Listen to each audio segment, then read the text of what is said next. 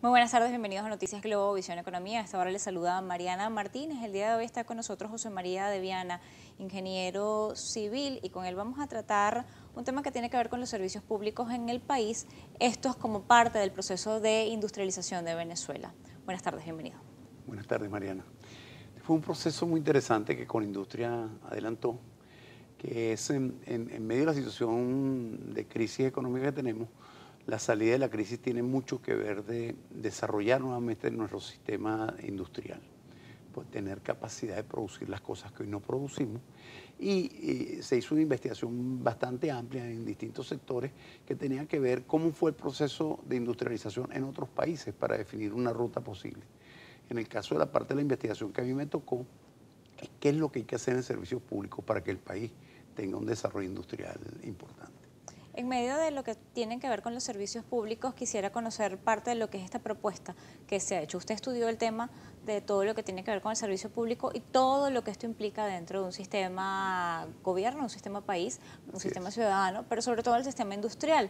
Tenemos parte de lo que es la presentación, o una parte de la presentación que usted ha formulado para esto, y quisiera que el equipo de producción nos ayude hasta ahora a poder conocer, bueno, el proceso implica infraestructura y servicios públicos, Así la es. clave de la gobernabilidad. Así es. ¿Esto a qué lleva? Vemos el caso que cita Chile. usted como ejemplo, que es Chile. Chile, fíjate que le dimos mucha importancia porque en el caso del proceso chileno, en el retorno a la democracia, la concertación para la democracia es una alianza de muy distintos partidos. Esa define el principio estratégico. Mire, en aquel momento que llegan al poder, el 45% de la población chilena vivía en extrema pobreza y definen una vía para alcanzar la prosperidad. La vía es, la prosperidad se alcanza cuando las personas tengan trabajos de calidad, es decir, en gran parte trabajos generados por la industria, por los servicios. Pero lo más importante es que ellos entendieron rápidamente que el proceso de crecimiento económico es lento. De hecho, yo les tardó casi 20 años. Y entendieron muy temprano que los servicios públicos son aquellas áreas en donde es muy fácil mejorar y mejorar rápidamente.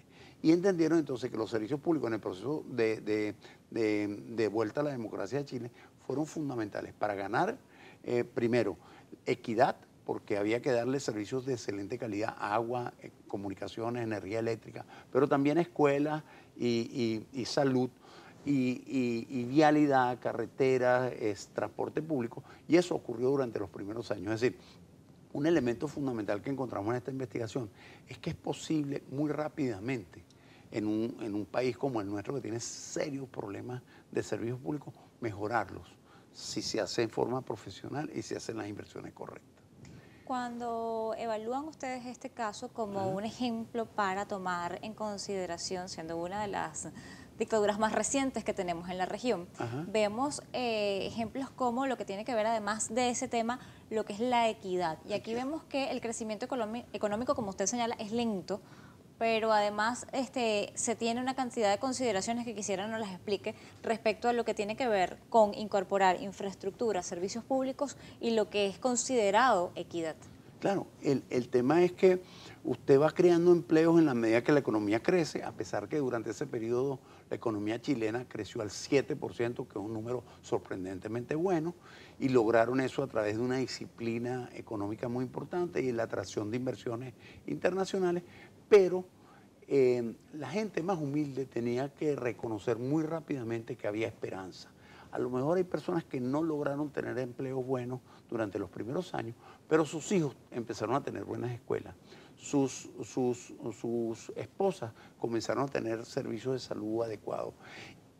Desarrollaron un programa de vivienda que era muy ambicioso y que generaba, en términos per cápita, de 2 a 3 veces la cantidad de viviendas que Venezuela ha construido nunca en su historia. Entonces, los servicios públicos muy rápidamente dieron la señal: vamos en la dirección correcta, la economía está creciendo, pero antes que eso, las personas deben tener servicios de calidad, así vivan en barrios muy humildes. Es Ese es el decir, que principio. ahí se vio el principio de la equidad. No era Así es. solamente tener dinero en el bolsillo No o era. tener un gran empleo, Así era es. tener servicios de calidad donde se iba a ir equiparando entonces la sociedad. Claro, porque usted puede darle a la gente, a las personas más humildes, a las familias más pobres, a lo mejor no puede darle un mejor empleo, pero usted puede darle servicios de agua, de energía eléctrica, de transporte público de calidad, y eso permite generar esperanza, pero además tiene tremendos efectos económicos. Es decir, una de las cosas que está dañando más nuestra economía es que cuando los servicios públicos funcionan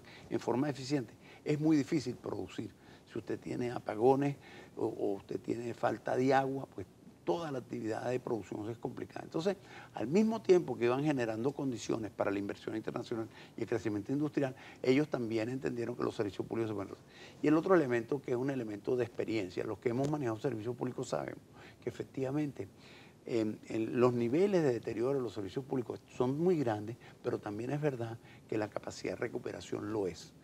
En Caracas lo hemos hecho, en el caso del agua potable, y tenemos una memoria importante entre el año 92 y 99, pero la gente de repente piensa, bueno, hay cosas aquí que no se han resuelto, los servicios públicos son de las cosas que primero podemos resolver.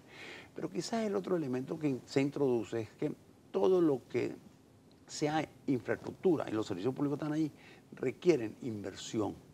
Y por definición es muy importante saber que siempre hay una contradicción entre gasto e inversión. Tenemos una tendencia a gastar lo más posible, porque eso es la gratificación temprana, pero la inversión significa diferir el uso de los recursos y ponerlos en inversión.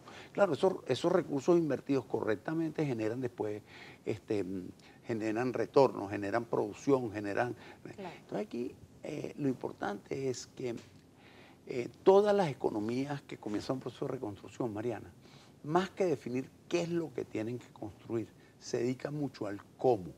Y el cómo es muy sencillo.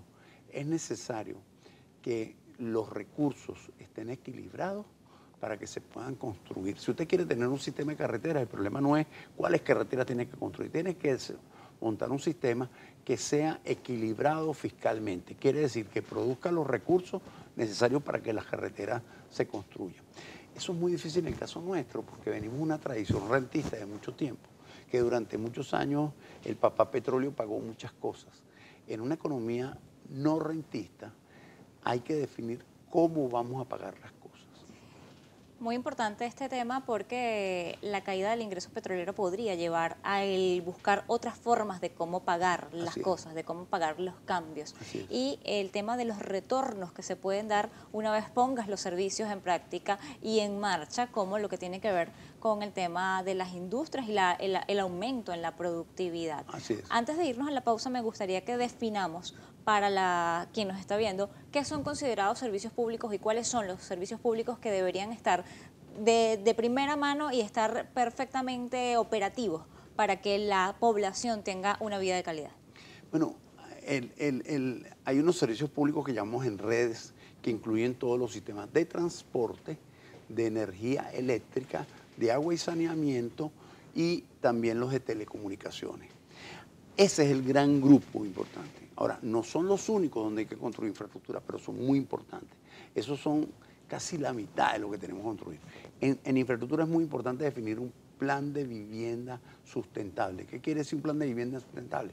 Bueno, el concepto no rentista es que hay que entender que la Virgen de Coromoto no paga factura. Es decir, el petróleo no va a poder pagar factura. Eso quiere decir que usted puede permitir que las personas tengan vivienda propia, pero usted necesariamente tiene que montar un sistema que permita pagar a largo plazo, por ejemplo, las viviendas.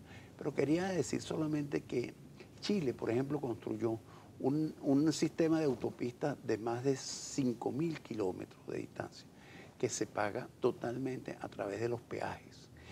Y en la ciudad, en el Gran Santiago, se construyó un sistema de autopistas urbanas de más de 200 kilómetros, que se paga también con peaje.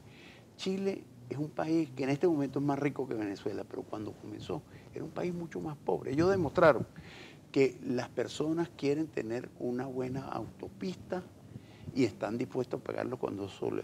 Y lo que tienen dentro de ese esquema son sistemas de equidad, por los cuales no necesariamente todas las personas pagan lo mismo. Pero lo importante es entender, el sistema sustentable de infraestructura se basa en un régimen equilibrado de ingresos contra inversión. Bien, vamos a hacer una pausa y ya volvemos con más de esta entrevista con José María de Viana.